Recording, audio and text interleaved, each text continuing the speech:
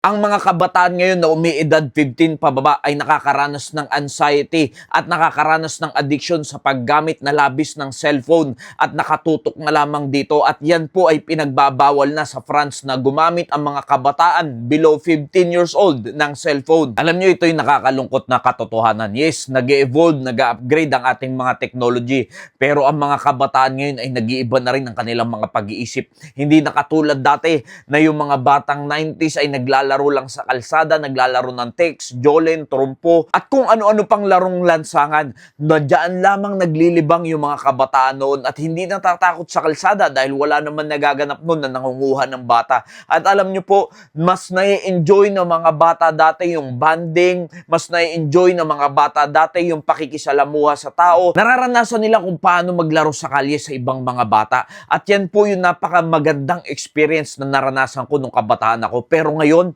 kung titingnan ko yung kabataan ngayon, napakalayo po sa dating nangyayari. Na yung mga bata ngayon, pagka nga kinuhanan mo pa ng cellphone ay magagalit pa. Kaya alam niyo po yung mga anak ko, panganay ko ay 10 years old, hindi ko po yan pinagbababad sa cellphone. Kung pagbibigyan ko man yan ay 1 oras lamang at maglalaro siya ng panandalian lamang. Pero hindi ko po papagamit sa kanya yung mga gadgets na yan hanggat hindi po siya nananalangin pagkagising niya at nagbabasa ng Biblia. Yung anak ko na yun ay nagpa 5 chapter a day. Na alam ko kasi na mas mahalaga yung pagbabasa ng Biblia kaysa sa paghawak ng mga gadget. Alam nyo po, yung mga tao ngayon nakatungo na lang madalas. Naglalaro, nagbabasa, nag-i-scroll ng kung ano-ano, nanonood ng kung ano-ano panoorin sa social media at nauubos na lamang yung maraming oras ng kabataan sa kapapanood at kaka-Facebook at kaka-social media na wala naman talagang kabuluhan kung titignan natin. Dahil ano nga naman talagang kabuluhan kung ikaw ay mauubos na lamang yung oras mo kaka-Facebook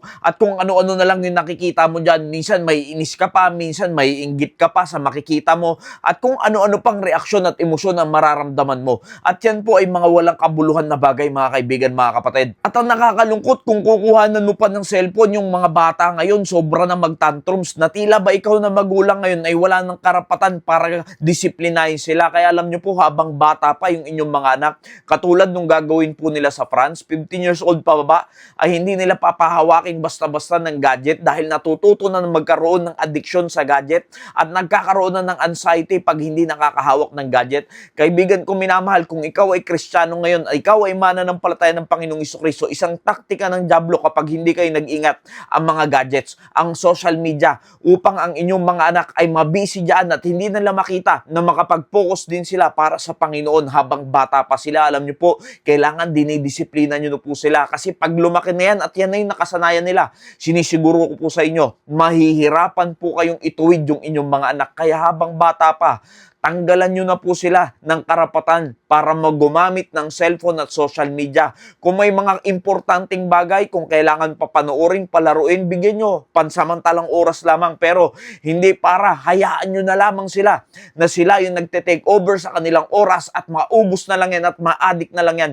Kaibigan ko minamahal, isang araw ikaw rin ang mahihirapan sa iyong anak pag hindi mo dinisiplina yan habang maaga pa. Kaya alam nyo po, mas maganda sa pamilyang isang mananampalataya ng Panginoong Jesucristo, nagkakaroon pa rin ng oras sa banding, nagkakaroon pa rin ng oras pag-usapan ng kabutihan ng Panginoon, nagkakaroon pa rin ng oras sa pananalangin, nagkakaroon pa rin ng oras upang magbasa ng Biblia. Dahil diyan mas magiging maganda ang relasyon ng bawat pamilya na nakasentro sa ating Panginoon at hindi sa mga gadgets. Nawa, naging pagpapala pong mensaheng ito.